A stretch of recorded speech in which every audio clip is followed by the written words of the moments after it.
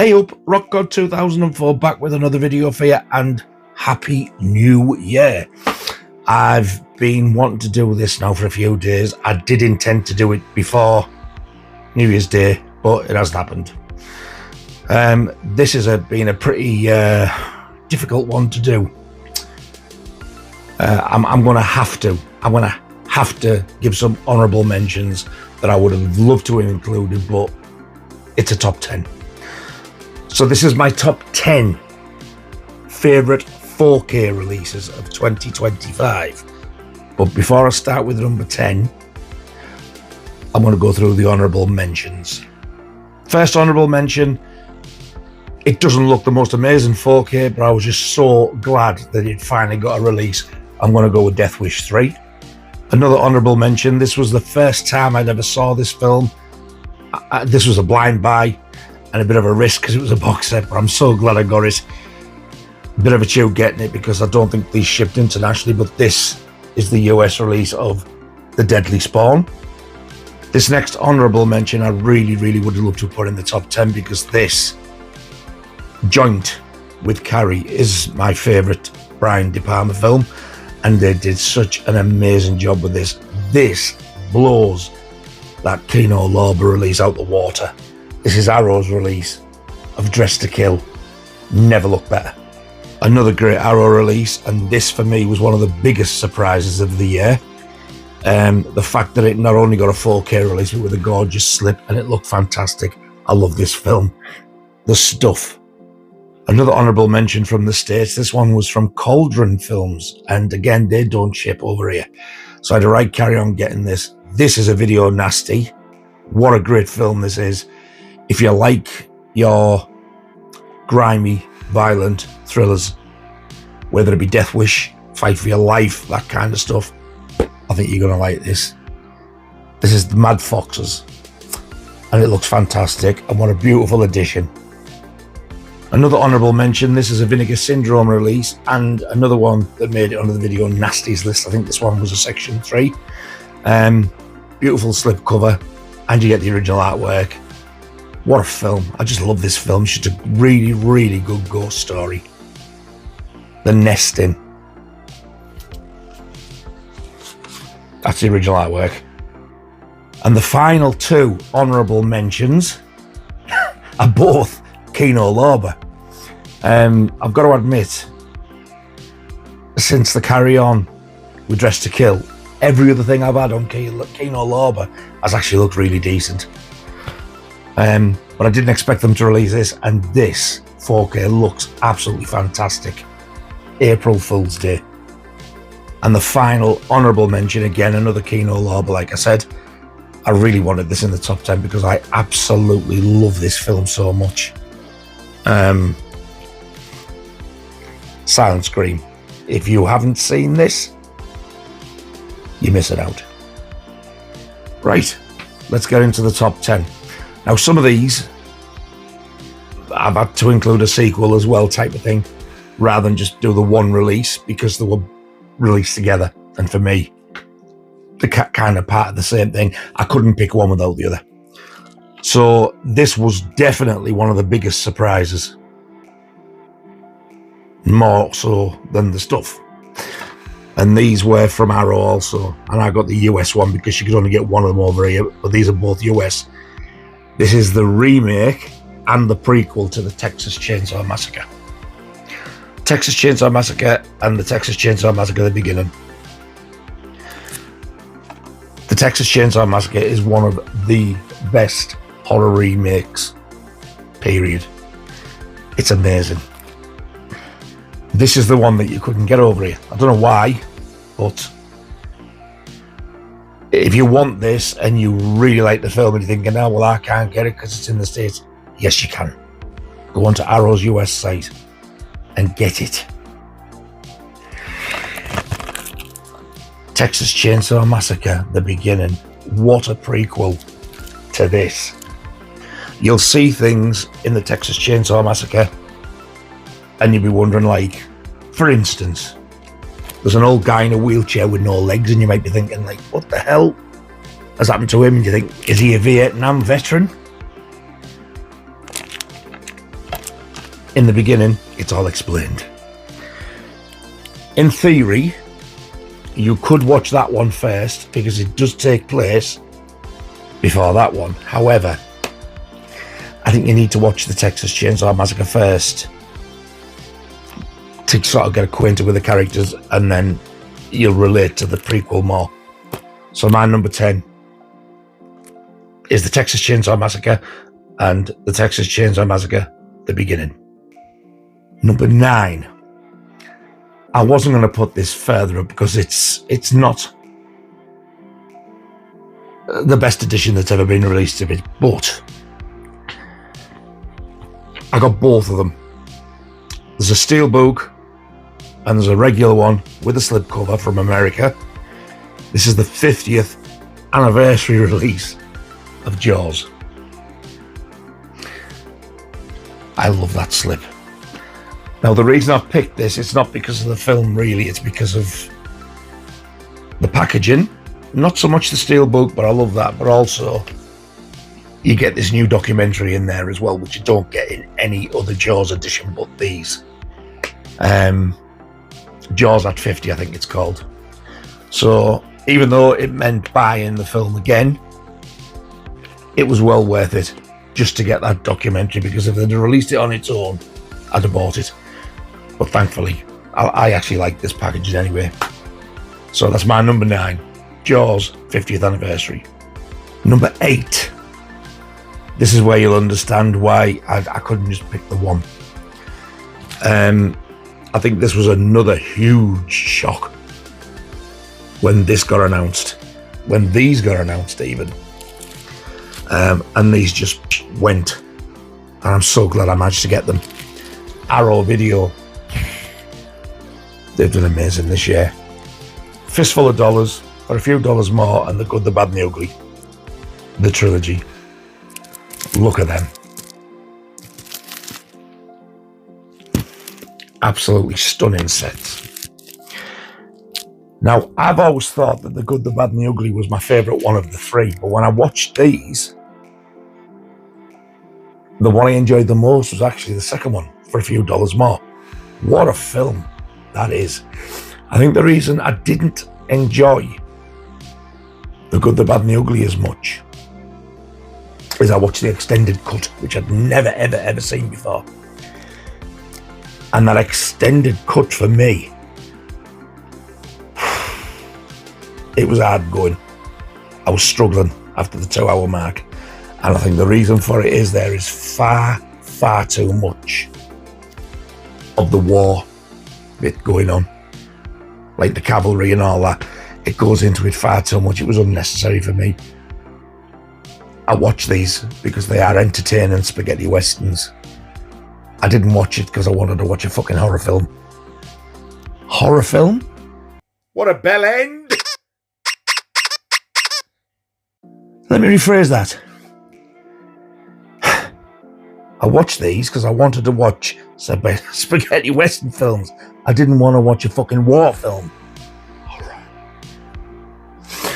But these are absolute classics. The next time I watch them, I am going to watch the theatrical cut of The Good, the Bad and the Ugly.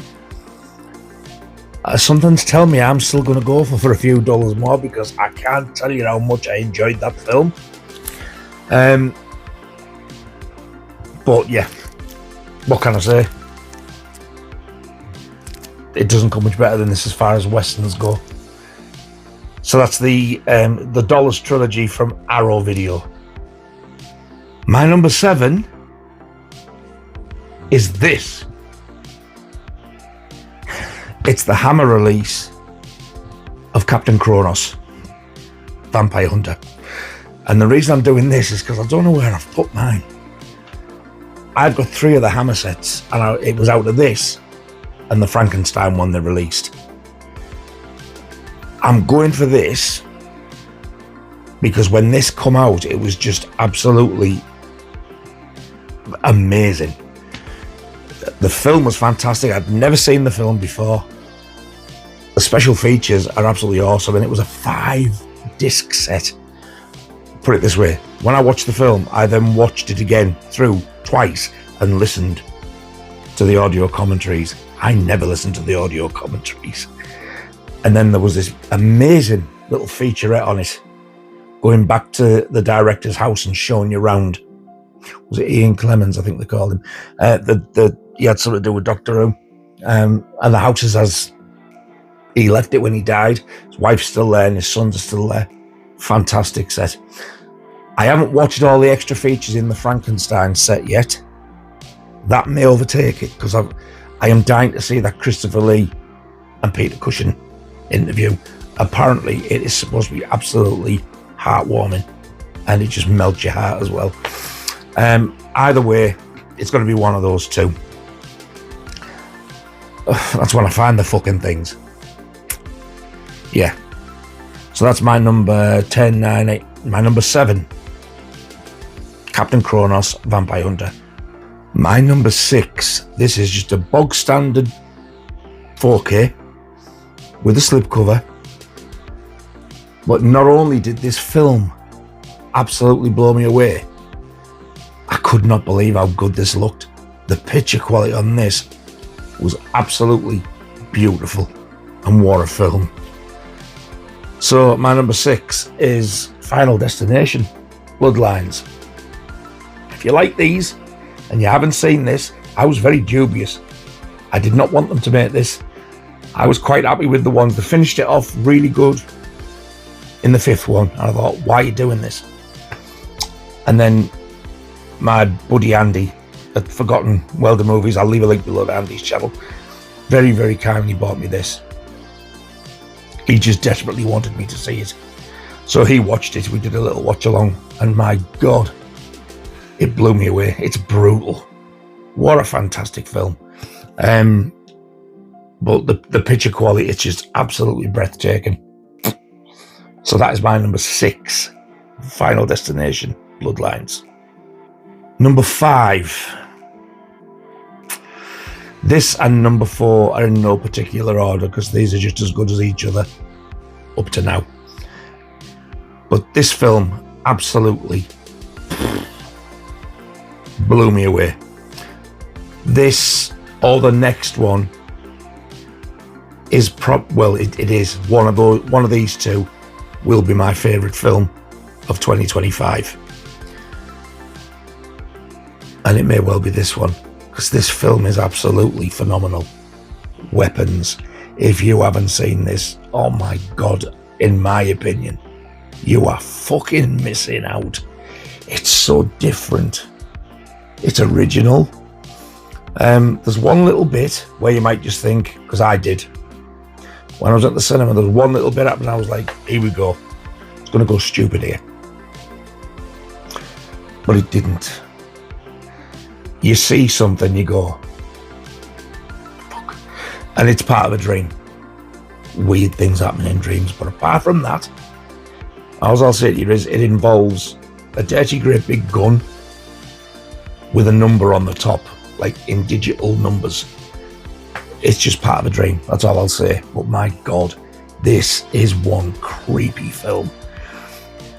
I got goosebumps 2 or 3 times, one time in particular, and I've mentioned it before.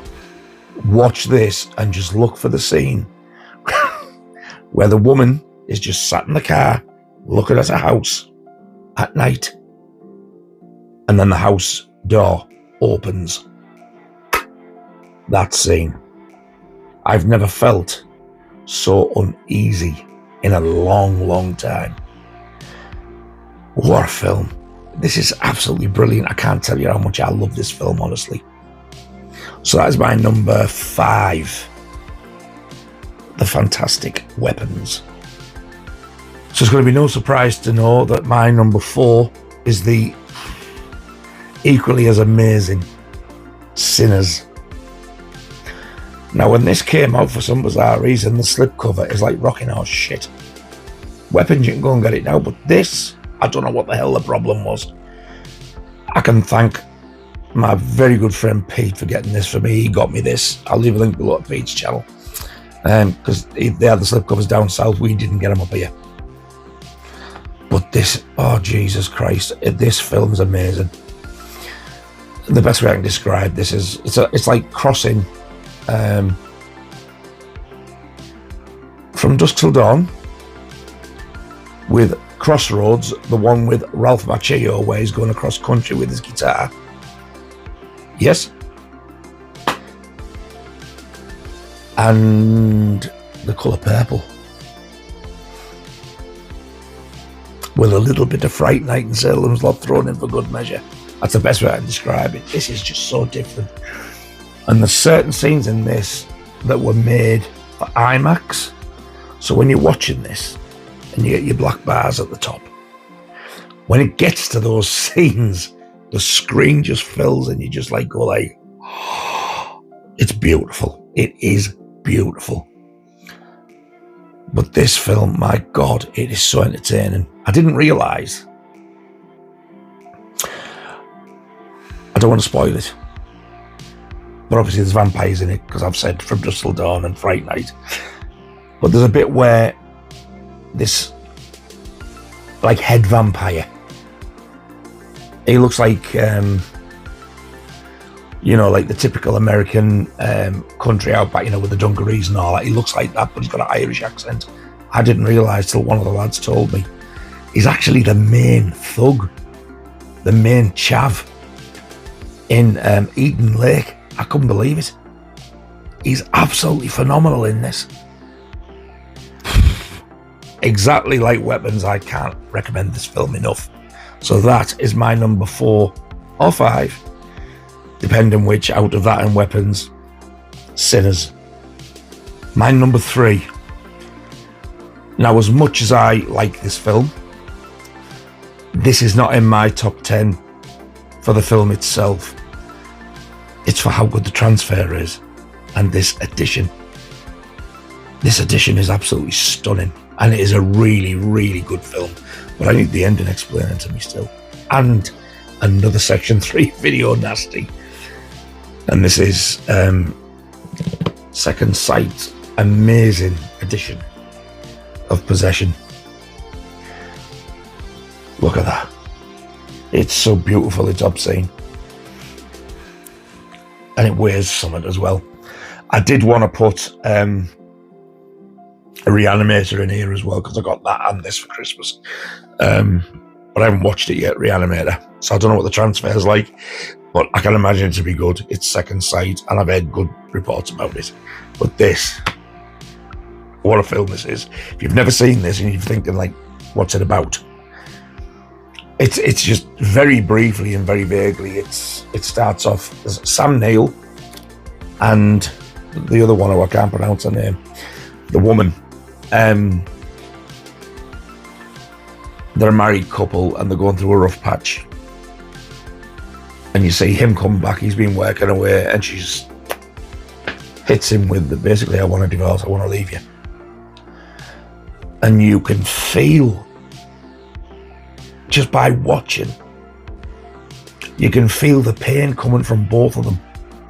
And they're arguing and they're fighting and the meet, she just walks out, the meet in this cafe. He goes absolutely ballistic in this cafe. She admits that she's been seeing somebody else. But not all is as it seems, because it's not just an affair. As things go on, she gets a little bit more and more sinister. And there is a reveal in it, and technically, because of what the reveal is, I should hate it. But there's just something about this film. I will warn you, if you're thinking of buying this and you've never seen it, watch it before you buy it, because this is definitely a Marmite film. You either love it or you fucking hate it. And I know a few people who hate it. I can't explain the ending, but I cannot but love this film. And this edition, I thought, there's no way in hell I don't want that. And I thought I'd missed out because it's sold out. I don't know if it's back in stock, but the way I'm getting it. But it did sell out. But I didn't know that Laura had already ordered me for Christmas. The relief. So that is my number 3. Look at that. How could that not be top 3? That's my number 3. The absolutely amazing second sight edition of Possession. We're down to the nitty gritty. My number 2.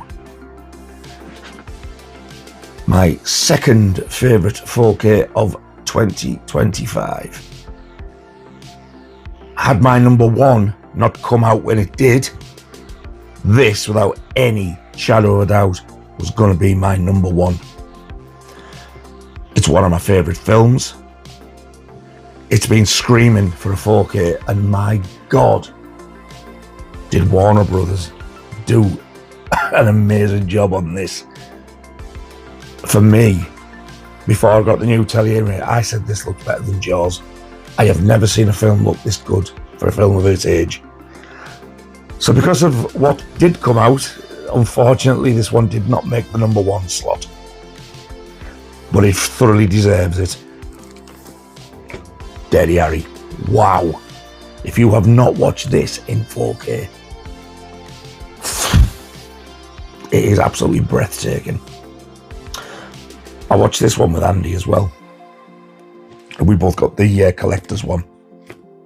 It's a really nice steelbook as well. Not really a big steelbooky person, but that just looks so good. We watched this, and you get to that opening scene where it shows you all the policemen who've lost their lives in duty. And you're just watching it, you think, yeah. And then it just turns to it fades in to the scene where the killer's on the top of the roof and you're looking down the barrel of his gun. And all you can see is this crystal clear gun. He's a little bit blurred. And this beautiful, stunning blue sky behind him. Then the camera turns around and gives you a full shot. And me and Andy both went in unison. When it happened, we just went, fucking hell, look at that. It was breathtaking. Warner Brothers, please don't sell up. When you're releasing stuff like this, and my number 1, I don't get the mentality, because this is amazing. Weapons and Sinners, fucking awesome films, and the picture quality, unbelievable. But this definitely deserves to be number 1 for the film and the transfer. Also, the packaging as well. It's a gorgeous release. But then they just had to go and better it, didn't they? But yeah, that was definitely going to be, all year long I've been saying, that's my number 1 4K of the year. It's so close. But this is fantastic. If you don't have this film on 4K, you are doing an injustice to yourself. Get it, because it's brilliant. And the picture quality is unbelievable. The absolutely outstanding Dirty Harry is my number 2. So my number 1, yeah, it had to be this. My number 1 4K UHD release of 2025 is one of the mightiest releases that's come out in a long time. So my number 1 is the A Nightmare on Elm Street Steelbook Collection. It didn't necessarily have to be steelbooks. It's the fact that they've released them all on 4K, and you get the abysmal Part 5 unrated cut, which the gore looks really good. Unfortunately, it still doesn't save the film, but it's just really good to have. I still haven't completed the box yet. I need to watch Freddy's Dead: The Final Nightmare, which I really do like, and Wes Craven's New Nightmare. I thoroughly enjoyed 1, 2 and 3. But the picture quality on these is absolutely fantastic. And this box, look at it. You see now why I had to put it ahead of Dirty Harry. It is mainly the packaging.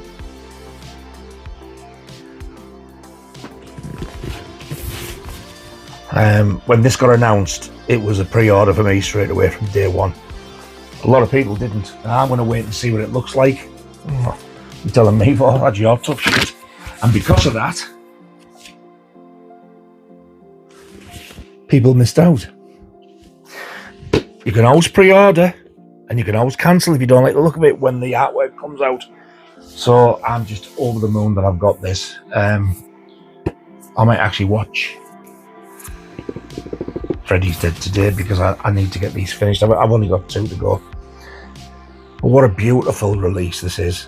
I'm not going to take the packaging off and take them all out. You've seen it all a million times before.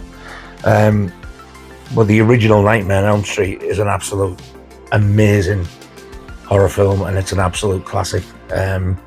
It's the best one by miles for me. My second favourite is actually part 2. For donkey's years it was part 3, but part 2, Freddy's Revenge, is overtaken for me. I think it's because it's more serious and it's the most sinister that you will ever see Freddy. He's an evil bastard in it. Part 3 I do still love, but some of those Dream Warrior characters get right on my tits. And it was the beginning of wise ass joke cracking Freddy, but there was still that sinister side to the jokes as well. He did some nasty shit in part 3. It's part 4 and 5. I just can't stand them. I used to like them in the 80s. I think it was just because I was Freddy mad then, but when I watch them now, Jesus Christ, we are verging on Jason X territory with them too. The crap, especially 5. But this set is absolutely stunning. Even if you don't have this and you've got the standard set with the 4Ks in, you've got the films, that's the main thing, and the picture quality is absolutely phenomenal. So that is my number 1 4K release of 2025. Warner Brothers' absolutely magnificent A Nightmare on Elm Street collection. And there you have it, my friends. That was my top 10 4K releases of 2025, plus those honourable mentions at the beginning. And I still struggled. There's still more I could have picked. It's been a great year for films, like physical releases. And I have a feeling it's going to be again. Because like we've already got Salem's Lot on the way. Will that make next year's top 10, I wonder? There's also 2 that I've had pre-ordered for months, and it said they were getting released in October. Then it got to October and they changed the date to Q4, as in Q4 of the year. They haven't even shipped yet, so Laura went and checked for me today on their website or Twitter, whatever it was, and it's now jumped to the first quarter of this year.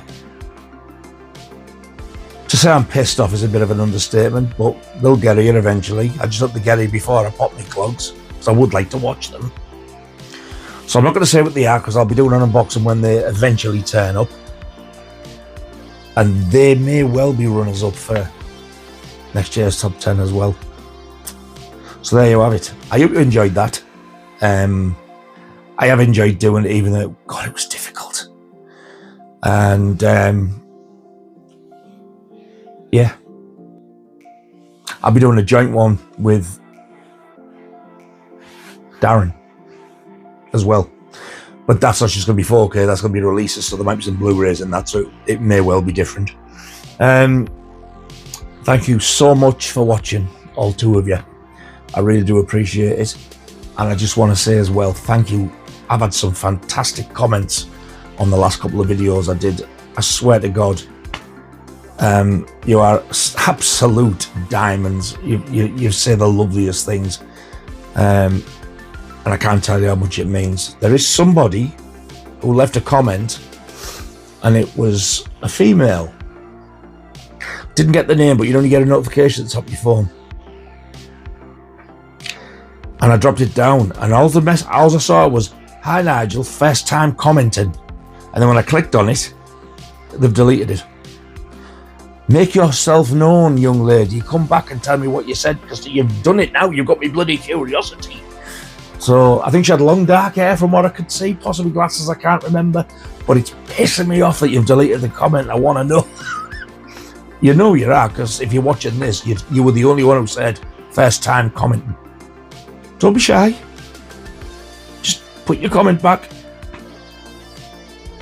Anyway, I shall see you very soon on the next video. And we do have the Video Nasty series coming very soon. Continuing with episode 2. So until I see you on the next video, you all take care of yourselves. Happy New Year to every single one of you. Thank you so much for watching, and thank you so much for subscribing. I love you all dearly. And I shall see you soon. Ta-ta. Cock. Balls. Fannies. Fuck you. Off. And the same to you.